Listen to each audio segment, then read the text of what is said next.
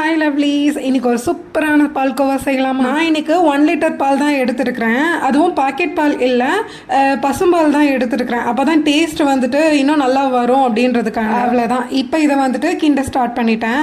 ஆக்சுவலாக இந்த பால்கோவா செய்கிறதுலேயே வந்துட்டு முக்கியமான ப்ராசஸ் இதுதான். ஏன்னா ரொம்ப நேரம் இது வந்துட்டு டைம் எடுக்கும்ன்றதுனால பொறுமையாக உட்காந்து நம்ம அப்படியே கிண்டிகிட்டே இருக்கணும். ஒரு 30 மினிட்ஸ் கழிச்சு பார்த்தீங்க அப்படின்னா பால் வந்து லைட்டாக அப்படியே கெட்டியாக ஆரம்பிக்கும். நான் ஒயிட் சுகர் வந்து ஆட் பண்ணல, அதுக்கு பதிலாக பார்த்தீங்கன்னா ஜாகரி வந்து சேர்த்துருக்குறேன்.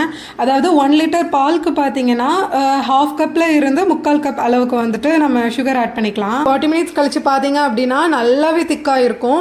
இந்த ஸ்டேஜில் வந்துட்டு நம்ம சுகர் சேர்த்துக்கலாம். இதை லைட்டாக கிண்டி விட்டுட்டு ஒரு 2 டீஸ்பூன் அளவுக்கு நெய், அப்புறம் வாசனைக்கு ஒரு ஏலக்காய் சேர்த்துக்கிட்டேன். பாலை கிண்டும் போது பார்த்தீங்கன்னா அப்பப்போ அந்த பாத்திரத்தோட சைடில் வந்துட்டு அதை போய் ஒட்டிக்கும். ஸோ கிண்டுறப்பவே பார்த்தீங்கன்னா லைட்டாக அதை அப்படி உரசி எடுத்துக்கிட்டே வந்துட்டு கிண்டிக்கோங்க. ஃபைனலி நம்ம பால்கோவா ரெடி ஆயிடுச்சு.